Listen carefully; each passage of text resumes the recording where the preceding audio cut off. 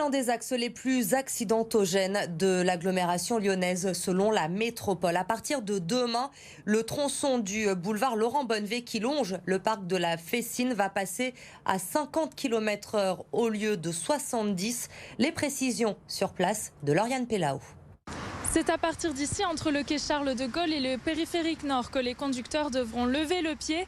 Une décision prise par la métropole ainsi que la ville de Villeurbanne en raison des nombreux accidents qui ont eu lieu sur cette voie, notamment des accidents impliquant des piétons, puisque ce tronçon qui longe le parc de la Fessine et le campus de la Doua est très fréquenté des promeneurs et des étudiants. Ce passage à 50 km/h a donc pour objectif de sécuriser la voie, mais cette mesure ne fait pas l'unanimité auprès des automobilistes. Écoutez. C'est inadmissible et rouler déjà à 70, c'était très compliqué. À 50, ça va l'être d'autant plus. Et tout ça, c'était déjà galère, mais là, si on passe à 50, c'est la totale. Ça ne changera rien du tout parce que les comportements dangereux, ils seront les mêmes à 70, à 90 ou à 50. C'est toujours le même profil et les comportements dangereux seront toujours les mêmes. Il y a souvent des piétons qui déboulent comme ça et souvent c'est des joggeurs.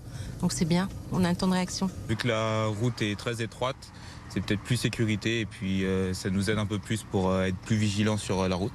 Vu comment les gens y vont, donc à 50 on est mieux qu'à 70. La vitesse de circulation avait déjà été abaissée en avril 2019, passant de 90 km/h à 70 km/h. Dès demain, la limitation sera donc à 50 km/h. Les conducteurs seront prévenus via de nouveaux marquages au sol ainsi que des panneaux. Des radars pédagogiques vont également être mis en place prochainement. Et concernant les feux de circulation, leur séquençage va être adapté au changement de vitesse. Depuis aujourd'hui, si vous êtes propriétaire à Lyon ou à Villeurbanne, attention, vous ne pourrez plus louer votre bien à n'importe quel prix. L'encadrement des loyers doit permettre de maîtriser la hausse des prix des logements. Un loyer médian a donc été défini en fonction des quartiers, des types de biens, mais aussi de l'année de construction. Les propriétaires ne pourront donc pas louer à plus de 20% de ce loyer médian. Écoutez le président de la métropole, Bruno Bernard, au micro de Mélanie Ferreira. Il y a une pression sur les prix très forte à Lyon et Villeurbanne, à l'achat des logements, mais aussi à la location. Et il faut diminuer ces prix et cette hausse continue. Et donc l'encadrement des loyers, c'est un des moyens pour faire que des logements, notamment de petite taille, soient loués à des prix raisonnables. Aujourd'hui, 15 mètres carrés au centre de Lyon, ça ne peut pas être loué 500 € par mois. Et donc l'encadrement des loyers, ça permettra lors du renouvellement du bail que ce logement de 15 mètres carrés soit loué 300 et quelques euros, ce qui est beaucoup plus raisonnable. Comme chaque année, malheureusement, la soirée d'Halloween a été marquée par quelques violences urbaines dans l'agglomération lyonnaise. Des véhicules et des poubelles ont été incendiés. Mais l'image qui fait réagir aujourd'hui, c'est celle-là. Un homme qui a tenté d'incendier un bus à Vaux-en-Velin alors que des passagers étaient encore à l'intérieur. Le conducteur du bus a fait sortir l'individu. Le suspect a ensuite été frappé par un témoin de la scène. Le parquet de Lyon qui a ouvert aujourd'hui une enquête pour tentative de dégradation volontaire par incendie. Aucune interpellation n'a eu lieu encore ce lundi en fin de journée. Un mois pour arrêter de fumer, c'est le défi que l'on vous lance en ce mois de novembre. Comme chaque année, le mois sans tabac est l'occasion de se motiver et d'être accompagné par des spécialistes. Vous pouvez également opter pour des méthodes dites alternatives, comme par exemple les séances de laser. Reportage de Mélanie Ferreira et Thomas Humbert.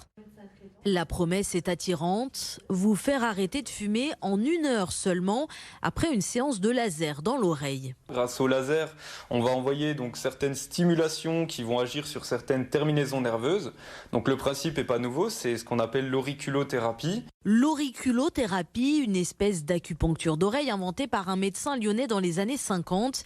Ici, la stimulation du plexus nerveux permettrait d'enlever la dépendance physique à la nicotine, une méthode sans douleur et efficace selon ce praticien, même s'il reconnaît que le laser ne fait pas tout. Ce qui rentre aussi en ligne de compte, c'est la motivation.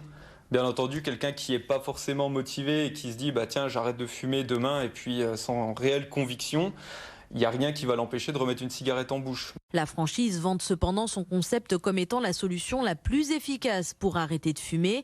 Réaction sceptique de certains tabacologues. Moi, je ne pense que ce que me disent les études. Les études me disent que ces techniques ne sont pas validées. Ce qui est validé, ce sont les traitements qui aident à lutter contre la dépendance, les substituts nicotiniques sous forme de patch et associés à des substituts nicotiniques oraux qui sont des pastilles ou des gommes. En Auvergne-Rhône-Alpes, les fumeurs quotidiens consomment en moyenne 8 cigarettes manufacturées par jour. En ce jour de la Toussaint, nous vous emmenons à présent au cœur du cimetière de la Guillotière. Les jardiniers de la ville entretiennent les 20 hectares tout au long de l'année, mais en cette période, ils sont encore plus vigilants pour que les allées soient parfaites. Reportage de Laurent Canonico.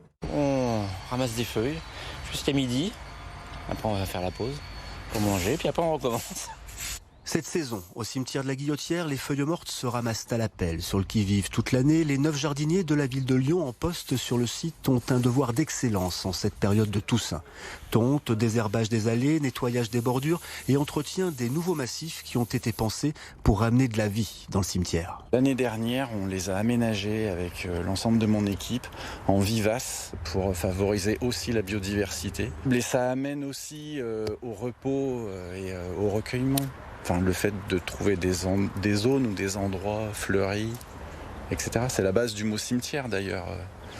Le mot cimetière en latin est un dérivé du mot repos. Introduction de trèfles mellifères en bordure de concession, de plantes vivaces et d'arbustes persistants, le tout en zéro phyto pour le retour de certaines espèces dans ce poumon vert de la ville.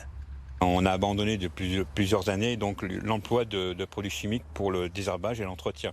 Donc ça c'est du long terme et ça se vit au quotidien sur des actions très concrètes de préservation de la biodiversité.